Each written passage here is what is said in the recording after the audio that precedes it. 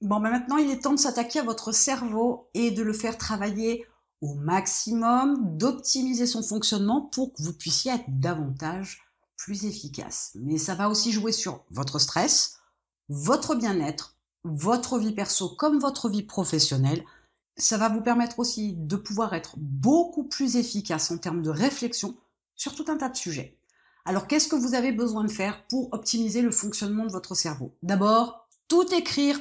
Vous avez environ 4000 idées par jour. Une idée a une durée de vie de 40 secondes. Est-ce que vous voyez là tout l'intérêt de tout noter? Il y a des choses qui passent dans votre esprit, des idées, éventuellement peut-être des projets. Sauf que le temps de la réflexion, même s'il peut être un peu long dans la journée, fait que le lendemain ou le surlendemain ou la semaine d'après, vous avez complètement oublié cette idée. Donc votre nouvelle habitude, elle va consister à avoir ce réflexe-là de tout noter, absolument tout.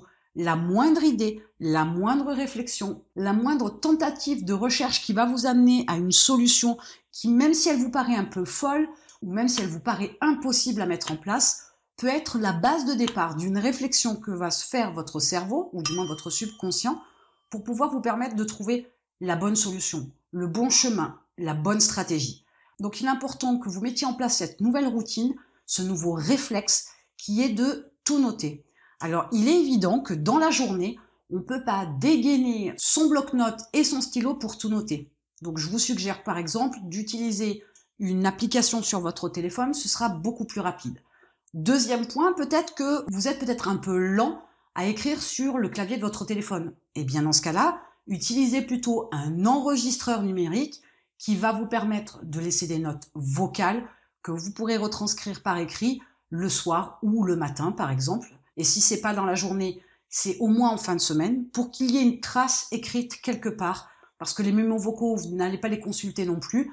Donc il est plus intéressant de pouvoir noter ça. En plus, petite astuce, quand vous notez ça dans une application numérique, vous allez pouvoir faire de la recherche d'informations sur toutes vos notes, sur tous vos écrits, en tapant simplement un mot, parce qu'en général, dans les applications de notes, vous avez un champ de recherche. Donc c'est ce qui vous permet aussi de concentrer toutes les informations au même endroit et de consulter toutes vos notes pour un même sujet.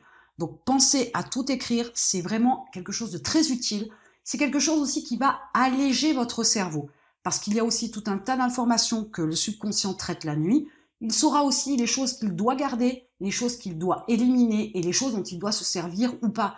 Donc écrivez tout, ça permettra aussi à votre subconscient d'organiser beaucoup mieux les informations.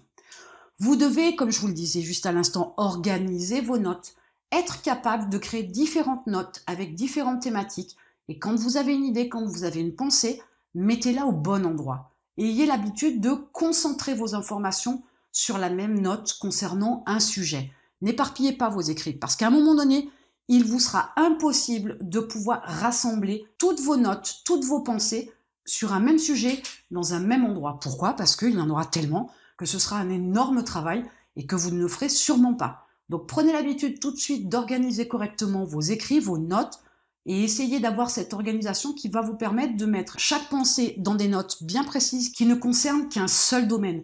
Si vous avez une pensée sur l'email marketing, créez une note email marketing. Si vous avez une pensée sur les réseaux sociaux, créez une note réseaux sociaux. Si vous avez une pensée sur les investissements que vous voulez faire avec l'argent que vous avez gagné grâce à votre business, créez une note pour ça. Soyez bien organisé. L'organisation, c'est ce qui va vous faire gagner énormément de temps.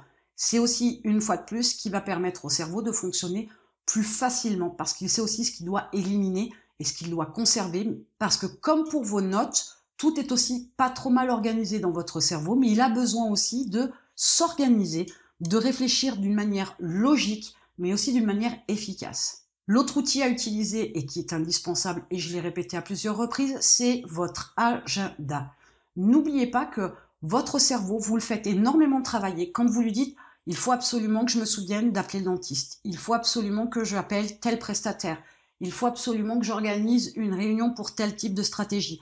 À chaque fois que vous obligez votre cerveau à devoir vous rappeler que vous devez penser à quelque chose, vous l'épuisez, vous le fatiguez, vous le faites en fait tourner dans le vide. Notez tout simplement tout cela sur un agenda. Ce sera beaucoup plus simple. Vous aurez du coup un cerveau qui va être hyper allégé, parce qu'il va se concentrer sur trouver des solutions, c'est quand même sa fonction première, et il ne dépensera pas ni son temps ni son énergie à essayer de vous faire rappeler certaines choses. Un agenda, une application de rappel sont des outils qui peuvent énormément vous faciliter la vie, mais c'est aussi ce qui va permettre d'optimiser le fonctionnement de votre cerveau. Ne le surchargez pas d'informations inutiles.